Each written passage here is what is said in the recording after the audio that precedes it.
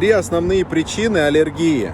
Первая – это шлаки и токсины, накопленные годами. Вторая причина – это недопитая вода.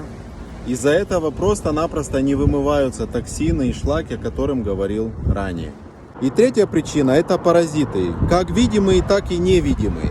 Они живут в нас, они делают все свои дела, тем самым еще более загрязняя наш организм. Если, возможно, вы хотите решить для себя этот вопрос, подпишитесь на мой канал или добавьте меня в друзья и напишите мне в личку слово «аллергия» и получите от меня бесплатную консультацию.